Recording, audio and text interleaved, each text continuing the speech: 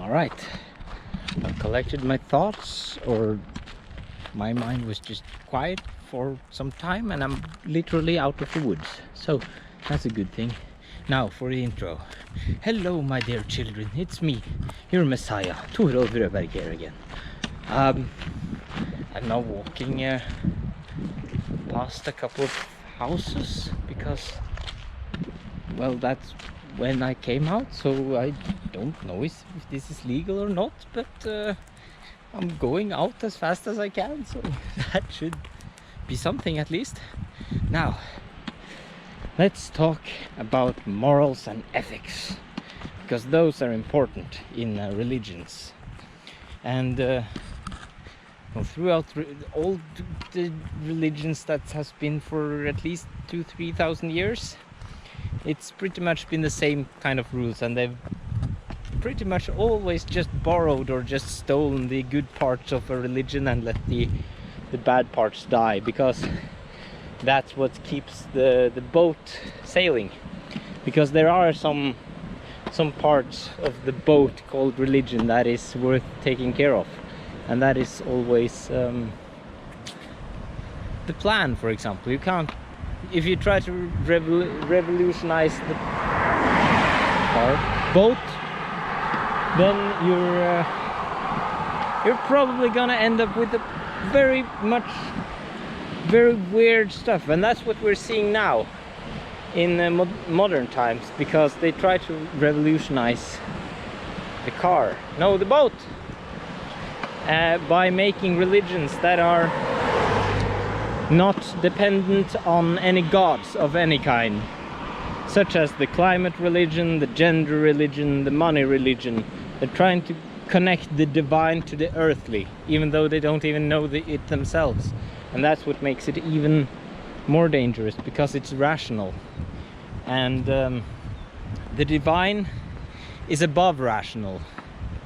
Its frequencies, if we're going to use those terms, are a lot higher than those of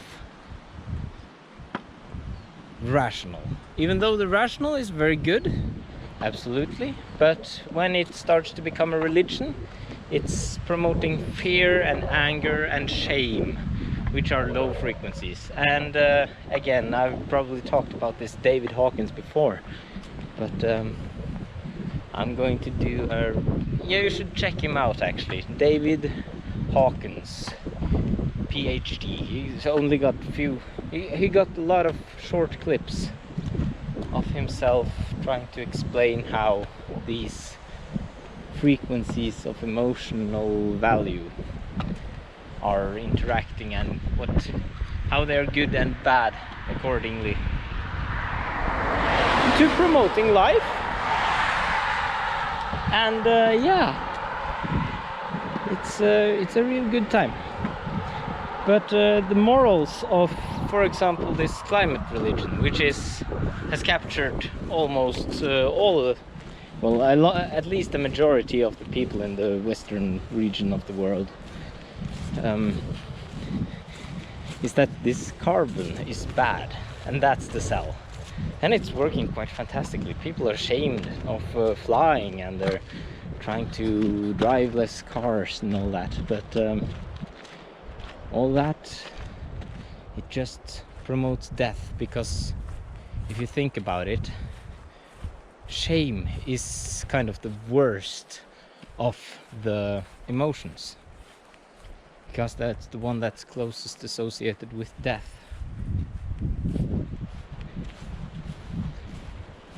If you think Adam and Eve, for example, the first thing that they felt when they ate of the apple of knowledge was shame. So they started to clothe themselves.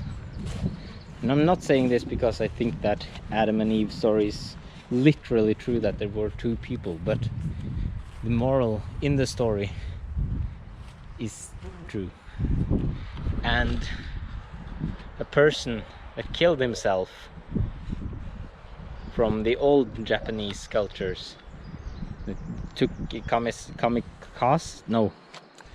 Suzuki or Sudoku, I don't remember the name of the thing, But when they killed themselves, that was because they were to get honor back to their family, because they were so shameful.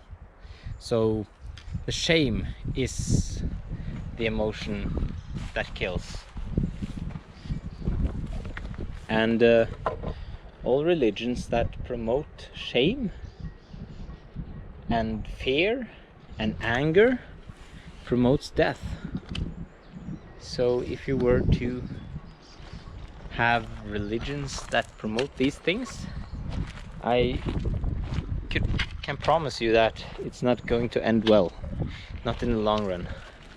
And the good thing about this climate religion, for example, is for the climate religion is that its failures, like the North Pole is going to be ice-free within the next few years, stuff, headlines like that, they get buried in the ground. Whereas when they actually have right about something, for example, temperature has never been higher since the 1800s and it's been consistently up, that keeps shining in the sun. So you get the truth, yes, a part of the truth, but not the whole truth. And if the newspaper were responsible, they would keep the fake news out of this by, for example, adjusting whenever they realized something was wrong. They kept an archive, which they do, and then write about, yeah, that scientist was wrong then and there.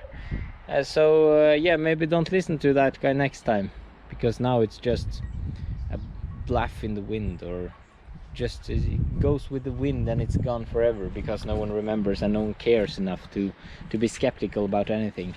So skepticism is has a key role in creating this new world, where you have to think for yourself. And if you look around you, or if you look around me,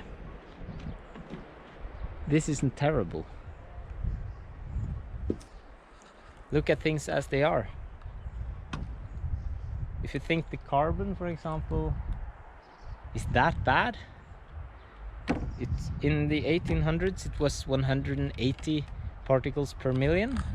Now it's about 420, around that number. And if it drops below 150 or so, not very far away from that, then the plants start to suffocate, because the plants need the carbon dioxide in the air to survive. So we take it out of the geosphere and into the biosphere again, which makes it livable. And this is only if you look at life in the perspective of millions and millions of years, whereas most humans can't even think about what they're going to have for dinner within the next couple of days. Oh, these are some beautiful birds. I love them.